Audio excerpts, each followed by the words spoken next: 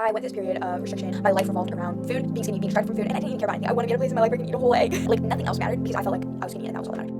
Good morning, guys. Welcome back to my channel. It is Easter Sunday today, so before you click out of this video, just promise me one thing: you will thank God for something today. Jesus sent his son and he died and rose again today. Praise God for that. This is about to be a long video. I have so much to unpack today, so grab your drink. I have my little coffee, grab your snack, get a comfy seat, sit tight, because today we're going to be talking about my fitness journey. And I feel like this is such a long-awaited video. I can't believe that I have not made this video yet, because I literally wanted to make this video when I started my YouTube channel like 3 years ago, and I'm just now getting to it. I feel like it's so necessary for me to make this video because now that I'm launching my online coaching program, I just feel like it's so necessary that you guys know my background and where I'm coming from. And I also just wanted to share my story with you guys because I know that a lot of people will be able to relate to this and resonate with it, and also share it as some inspiration for you guys, just because I know that when I was first starting my fitness journey, and this is literally like part of my story, was I watched so many my fitness journey videos like all day every day. I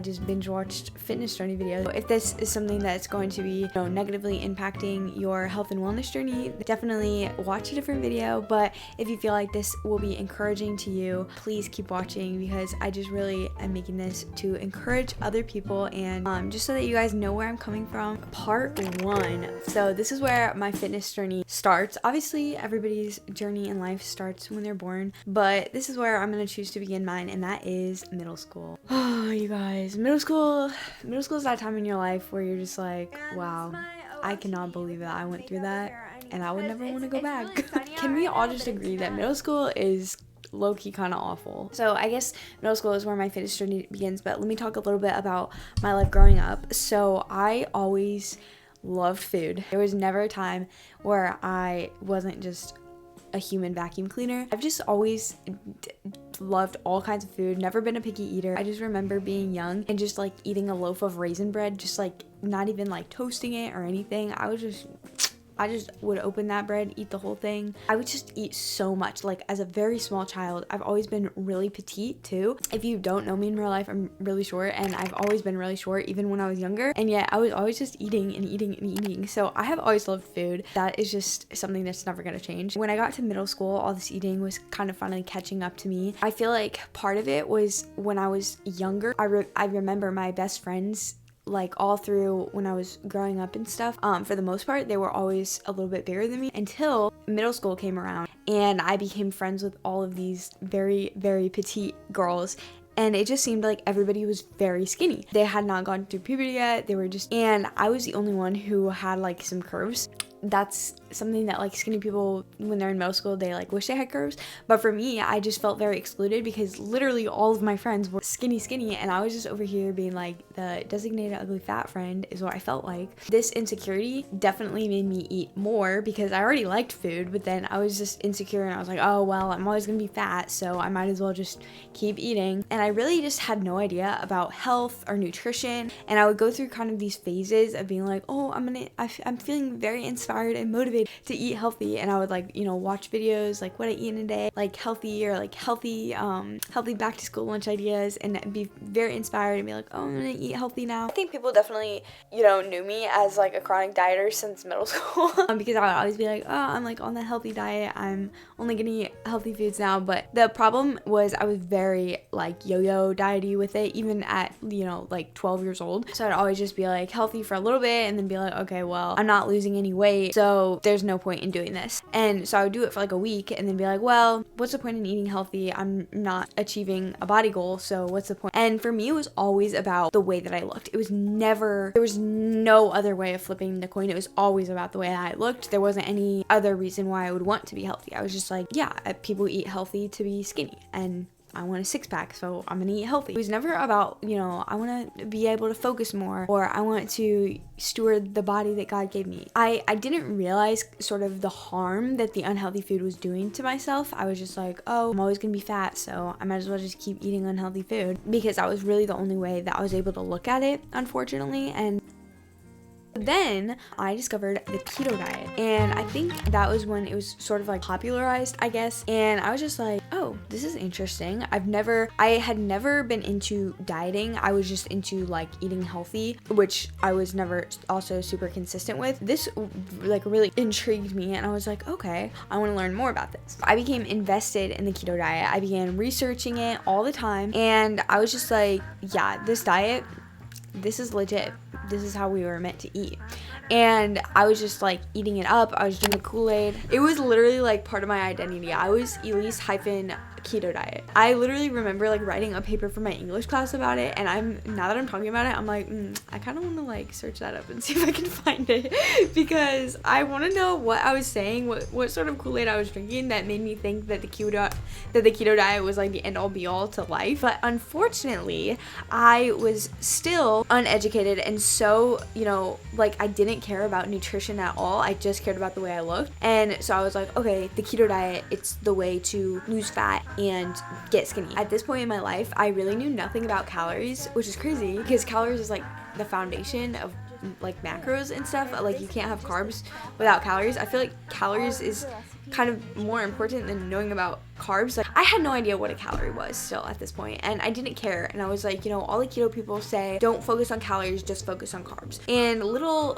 Elise, she didn't know that calories in versus calories out is how you're gonna lose weight, and I had no idea. And so I was depriving myself of carbs and all the food that I loved, and I just was in this ball of restriction. I had no idea. I really didn't. And unfortunately, I think a big reason why the keto diet was very restrictive and unsustainable for me was because I was still uneducated about nutrition, and I did not care about whole foods, anything like that. I didn't care about the nutritional value of foods. So all I did on the keto diet was I would go to the store and pick up a bunch of packaged foods marketed as keto diet, and so I would just eat like chocolate bars and all of these like random protein snack bars, fat bombs, and all this keto stuff all day. And little did I know, it was all very high in calories and very low in nutrient, and I was just stuffing my body full of it because I was so restricted, because I was cutting out a whole entire macronutrient. One key takeaway, if you learn nothing else from my fitness journey, it is do not start your fitness journey or your nutrition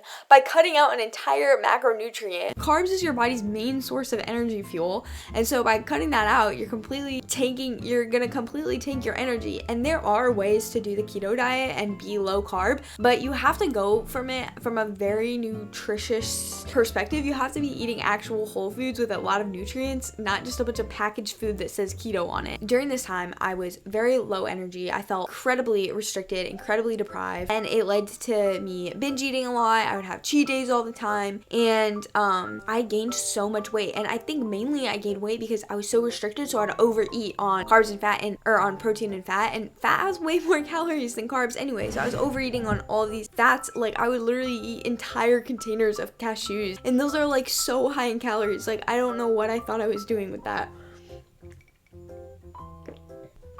Y'all, I just had no idea. I was just drinking the Kool-Aid. So after doing the keto diet for honestly probably like a year, the thing about it was I don't think I was really ever in ketosis because I was just supplementing with all these like processed foods, and I was very loose with it. I wasn't really tracking anything, so I really have no idea how many carbs I ate. I was just like, oh, I can't eat, you know, pizza or whatever. And the thing is, I just kept overcompensating with, you know, the foods that I could eat, so I'd overeat on those. So I gained a bunch of weight. And eventually I was like, this is stupid, you know, I'm not losing weight, so why am I restricting myself, you know? The whole reason I did this was to lose weight, and I'm not, so what's the point? So I stopped doing the keto diet. And if any of you have experience with dieting, you would know what happens when you stop doing a diet. It backfires. I became obsessed more than ever with unhealthy food, and it was like, yeah, I've always been a foodie since the beginning, but after restricting sugar and carbs for like a year, I was obsessed with it, and so I overate more than ever. So I was over here eating sugar breakfast, lunch, and dinner all the time. I was on the seafood diet. Literally, if I saw food,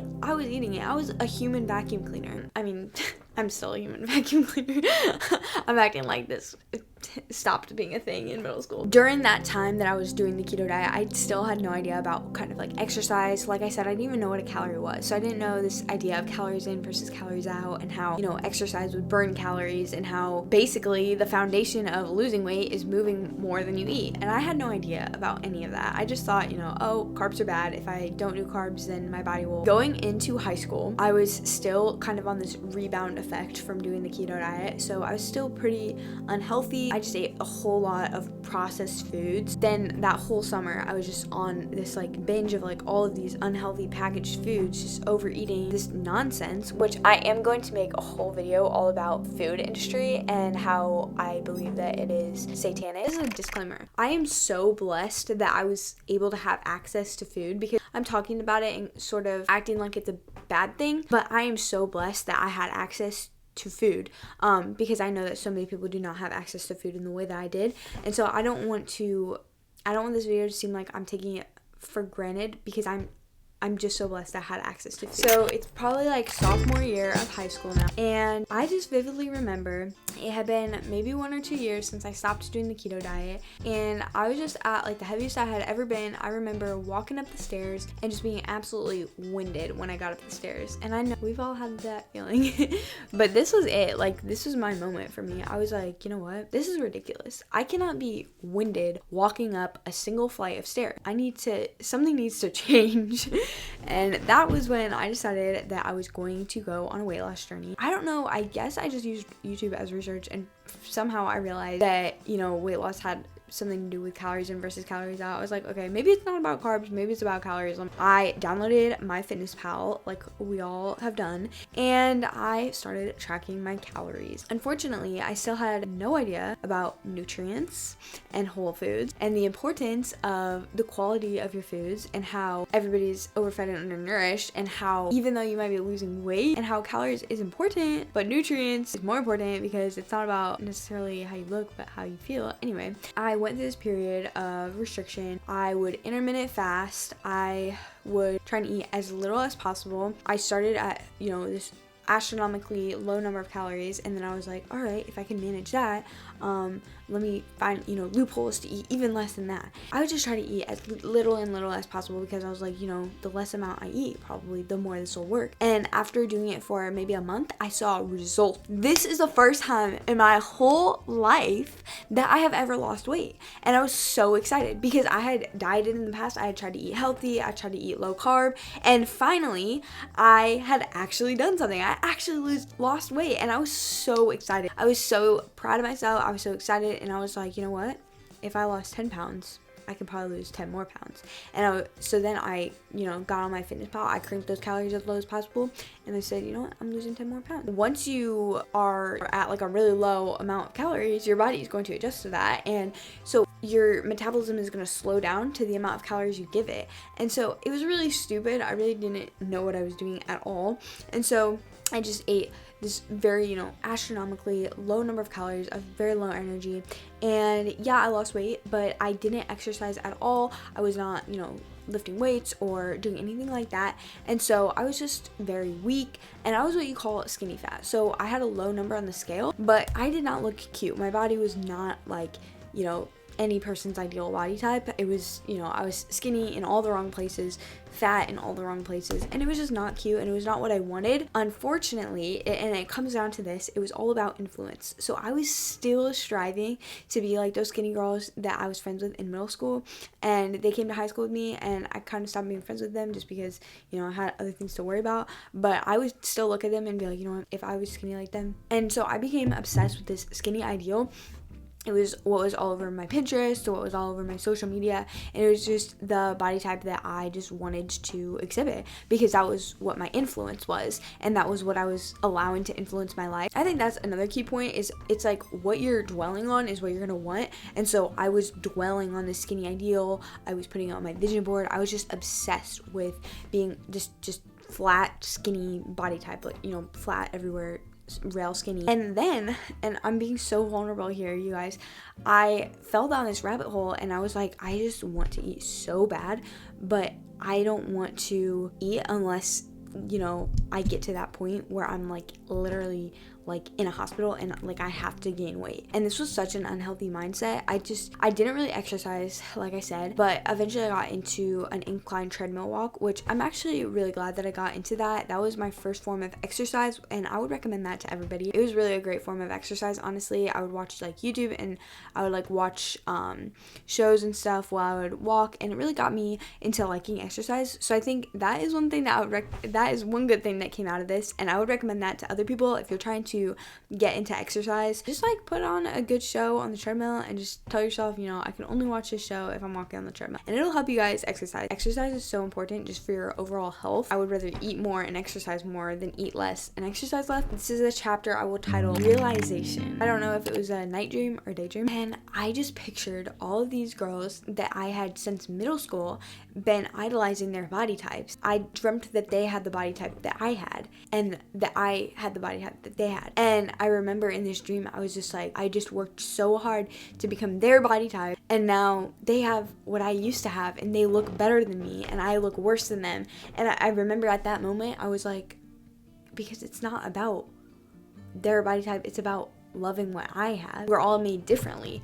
And I don't even know how to put this into words, but it was just like an epiphany I had, and I was like, okay, God made me the way he made me, and I'm beautiful in the way that God made me. So instead of trying to be someone else's body type, maybe I should be my body type, because I just looked at it from a different perspective, and I was like, okay, but if I suddenly had their body type and they suddenly had my body type, I would want my body type back. And I also remember in middle school, I would watch like Sarah's Day and all these people with like six pack, and I remember, you know, seeing these girls that were super skinny, and I vividly remember, like, I would say to them, if I had your body type, I would work out all the time, because, you know, your body type has so much potential. Like, it would be so easy for you to be shredded and have a six pack, and, you know, if I had your body type, I would definitely work out, because it would just be so easy to be shredded if I was starting from skinny, you know. But then I had this epiphany, and I was like, wait, but if I had my body type, it would be so easy for me to have, you know, the attributes that I want. And now I'm just like, wow, I'm so thankful for my body type. And it's just crazy that so many years I was just striving for a body type that wasn't even mine. It wasn't even mine. And I think that is probably the biggest takeaway, that if you can take one thing away from my fitness journey, it's strive for a body type that is attainable to you. And I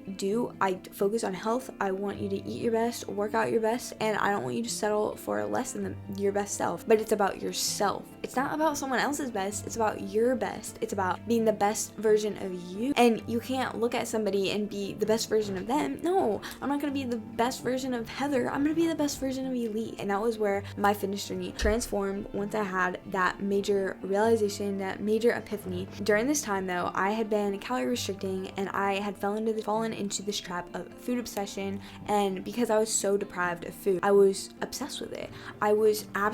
It overtook my mind. I didn't think about anything besides food, because I was deprived, and, you know, your body needs food to live. So I was incredibly undernourished. I had no energy, and all I could think about was food. My whole Instagram For You page was literally just a bunch of food. I would watch food videos like all the time. I would watch cooking videos. I would watch mukbangs. I would watch ASMR mukbangs. I would watch people eat tremendous amounts of food. I could not think about anything else besides being skinny and food. I didn't care about anything else. During this time, I didn't have any friends. I did not hang out with people. I didn't want to have any friends. I didn't want to hang out with people. If there was an event going on, I would think about going, and then I'll be like, oh, there's gonna be food there, what's even the point? Like, I'm not gonna eat the food. I don't want to put myself in a situation where I'm gonna, you know, see food, so I'm not gonna go. I had no friends. I didn't want to have friends. I couldn't care about anything besides food. My life revolved around food, being skinny, being distracted from food, and I didn't even care about anything. I was like, you know what? It doesn't matter because I'm skinny. Like, nothing else mattered because I felt like I was skinny, and that was all that mattered.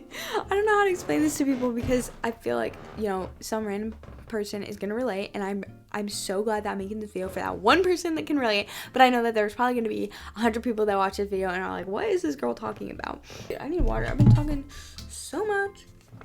I got these little electrolytes. My mom got them for me. I remember I would constantly watch videos of people like eating healthy and like meal prepping, healthy meal prep, and I feel like I was just so focused on calories. I was not eating like any nutrients. I wasn't even eating healthy, and I knew I wasn't eating healthy, and all I wanted was to be at a place where I felt like I could just eat healthy foods and not have to like focus on calories. Unfortunately, I was just like, oh, healthy foods have too many calories. Like I can't, like I just felt like I couldn't eat anything because everything had more calories than eating just like egg whites and Gerber baby puffs. I was like, I can't eat a whole egg. Like I want to be at a place in my life where I can eat a whole egg. I just can't.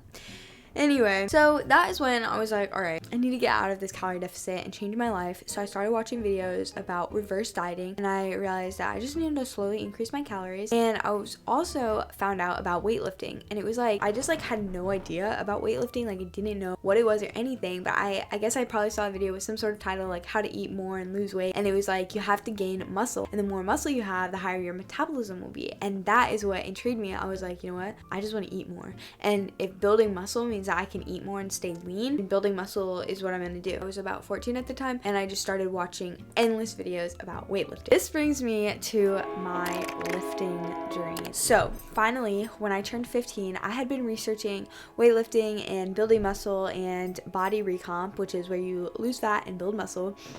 And I was like, all right, I'm 15 now. I am ready to get into the gym. I was so nervous to go by myself. I was like, there's no way I'm setting foot into this gym with all of these buff guys by myself. I'm this tiny little frail 15-year-old girl. I have no idea what I'm doing.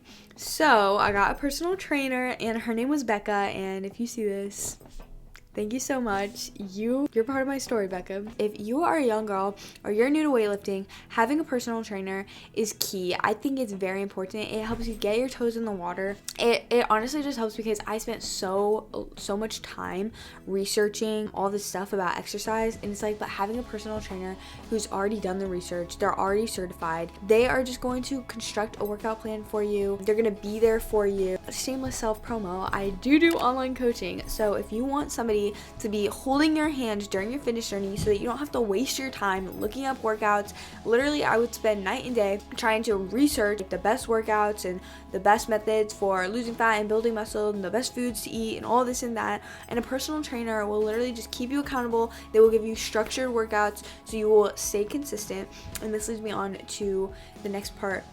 And this is how I was able to stay consistent, and that is I had a whiteboard calendar. I vividly remember the month was September, the year was 2021, and I wrote down on that calendar every single workout that I was going to do for the entire month. Monday quads, Tuesday push. I was consistent. I had a 5-day split. I would do a push pull, and then I did 3 lower body days. This was when I first got into the gym, so I was counting on those newbie gains, you guys. You know what that calendar did?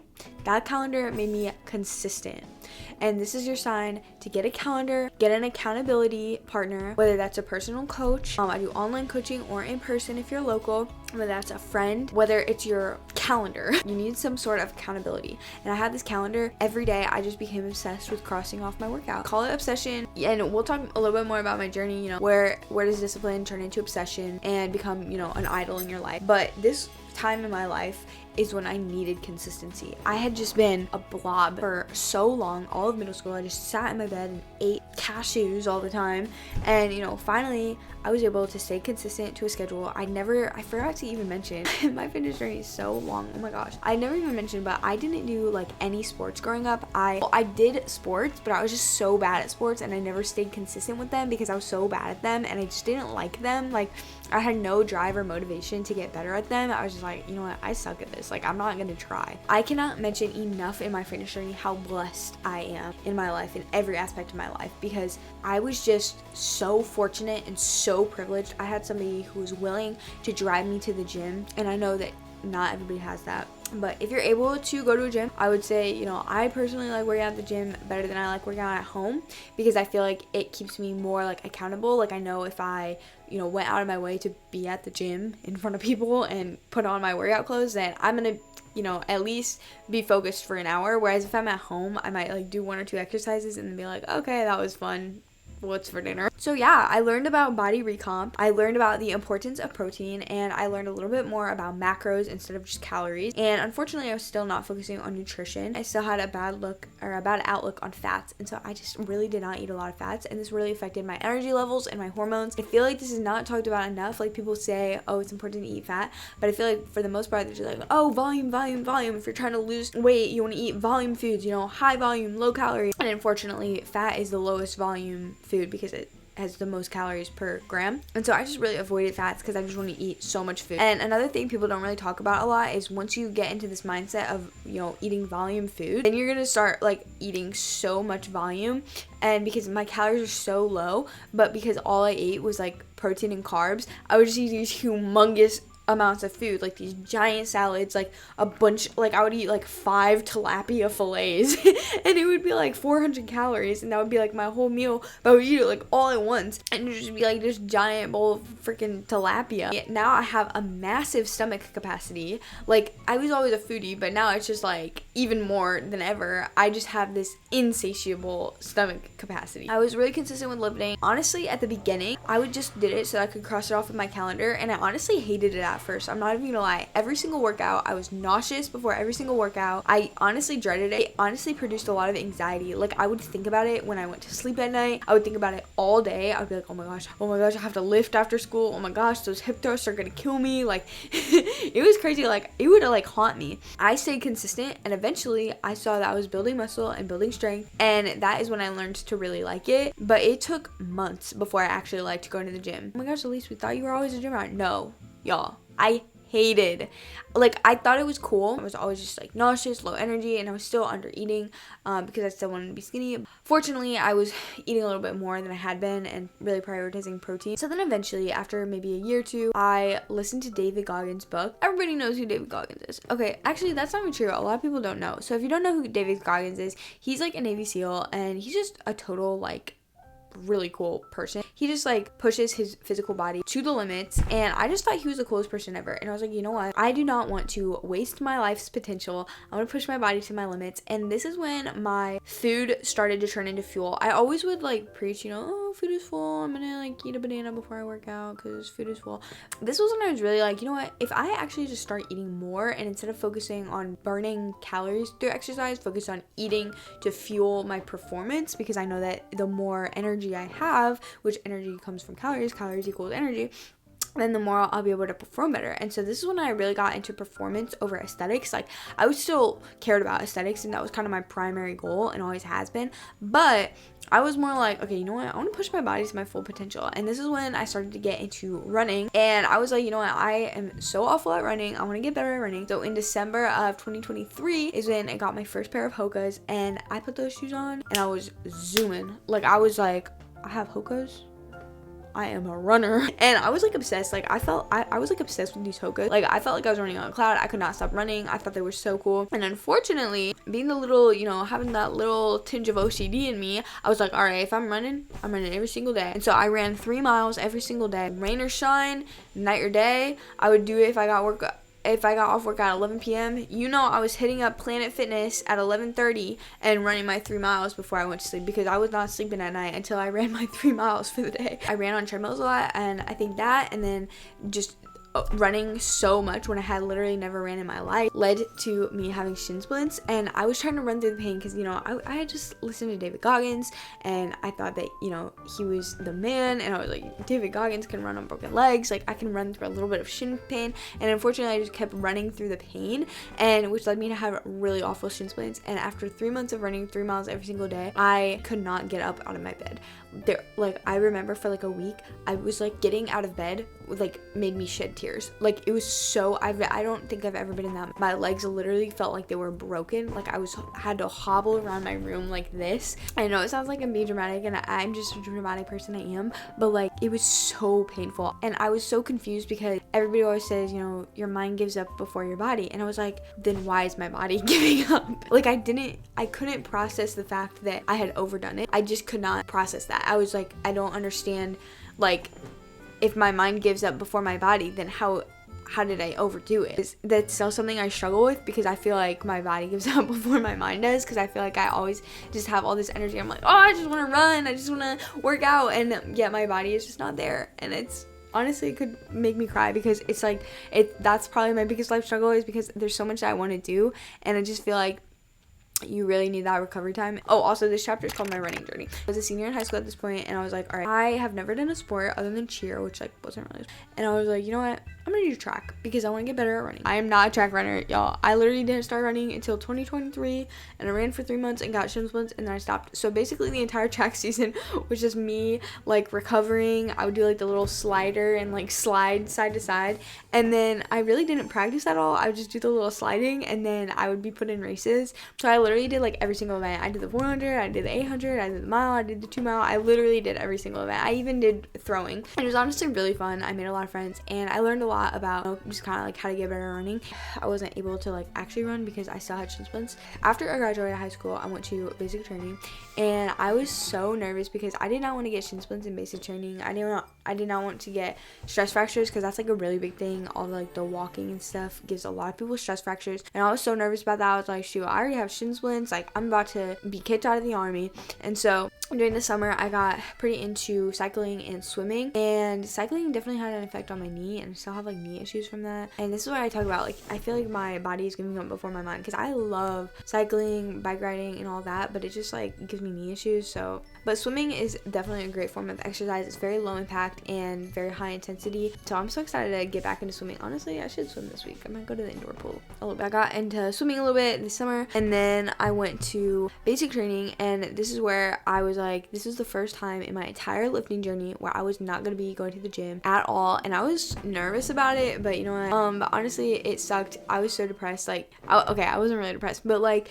the gym has such an effect on my mental health, and like not being able to go just had such an impact on my mental health. Like I don't even know how to explain it. It was just like I just craved going to the gym, and it was like all of this despair I was feeling. It was like whenever I go to the gym, it just like unleashes that anxiety and stuff. But I did use this as an opportunity to like not overeat. We had like chicken and rice and MREs, so I would just try to eat as little as possible. And it wasn't really in like an eating disorder way. It was more in just like well, I'm not really doing anything, because there's a lot of like sitting around, and I wasn't like gaining muscle. And I was like, you know what, I'm gonna try to hit my protein goal, and then other than that, I'm just like not really gonna try to eat a whole lot. So I did lose a little bit of weight, and I was honestly kind of nervous that I had lost a lot of muscle. And I went to AIT. There's like a lot more freedom at that training, and so we had a gym, and so I was able to finally start going to the gym. And then we had a really great dining facility. Well, I thought it was really great, because I went through like 3 months of starving myself at basic training and eating like 5 grains of rice for dinner. So I was like, okay, it's been 3 months since I've been in the gym. I have all you can eat, unlimited food resources at the dining facility, and I was like, this is my opportunity to maximize those newbie gains once again. So I decided that I was going to go on a little bit of a bulk, and bulk I did, but I was still trying to be pretty healthy about it, as healthy as it could be without like cooking my own food and stuff. And that went pretty well, except for my basic training made me feel so deprived. So I tried to eat healthy, and then Christmas came around and we had holiday leave, and I came home and I literally was on the sugar cookie diet. Like I came home and like literally the whole week I was like, sorry, I can't eat that. I don't eat anything unless it's Christmas cookies. Like I literally would not eat anything except for Christmas cookies, and I would eat like 100 Christmas cookies a day. And this was like a few months ago. So like this is my finished journey. It's a journey, okay? There's not a destination, it's a journey, but we're still on the journey. Once I introduced sugar back in my life for that whole, it was like a week. It was like 1 week, and I just was like a vacuum cleaner for sugar again. This never gets talked about, but sugar is addictive. It is severely addictive. I became addicted to sugar again, and it was like I like rebounded. And when I got back in January, I would eat healthy throughout the week, or as healthy I could, and then on the weekends I had cheat days like all the time. Like I was talking about earlier, like my stomach capacity is insatiable. So a cheat day for me, it's not just like, oh, I had a cheeseburger. It's like I had a cheeseburger. I had like 2 cheeseburgers, 2 orders of fries, an entire thing of cookies, like an entire 6-pack of cookies, like a crumble cookie. If you can't tell, I really like cookies. I fell back into, honestly, gluttony. This thing nobody talks about. I was overeating, eating all these junk foods that were not nutrient for my body.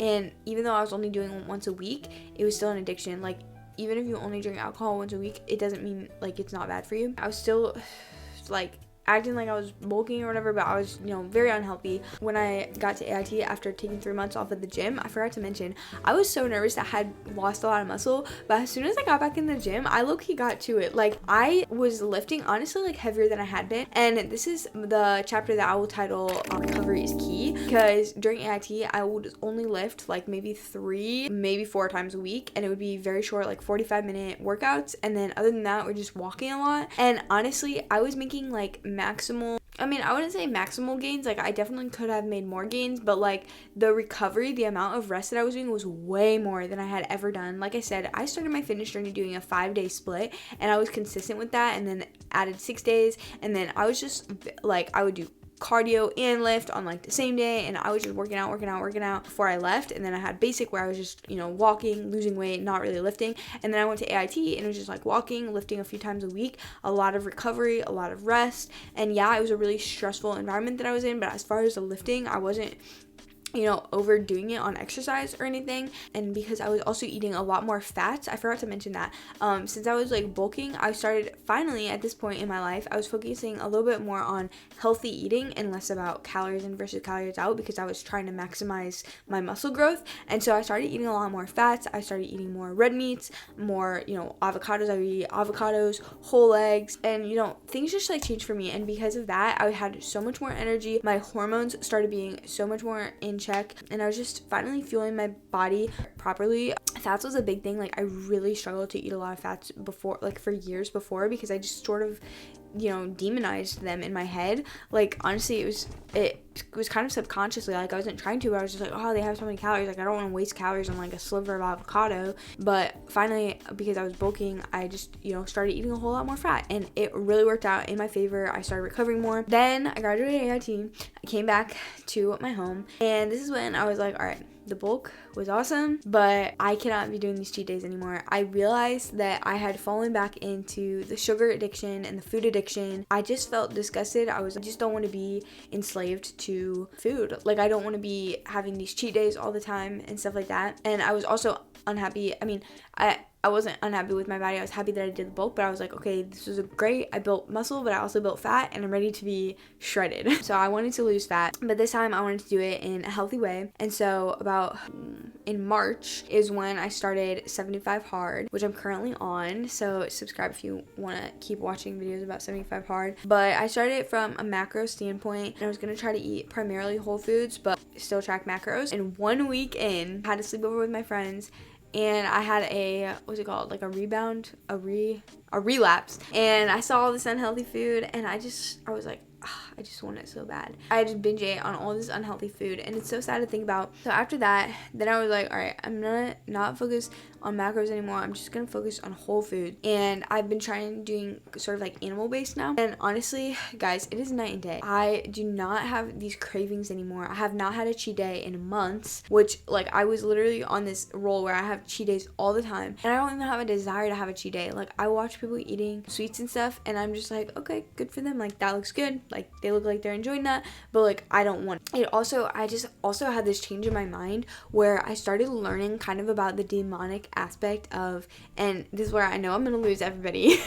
I know everybody's clicking out of the video right now, but I started learning about just how demonic all of these food industries are, and how they're just profiting off of people being unhealthy. They put all of these addictive substances in, addictive substances. You're probably laughing at me like, what are you even talking about? It's not like anything bad, it's just sugar or whatever. All I'm saying is that God did not intend for us to be eating food that went through 1,000 ways of processing. The only reason that this food exists is for a company to profit off of it. And not only does that food company profit off of it, but hospitals profit off of it, medication companies profit off of it, supplement companies profit off of it.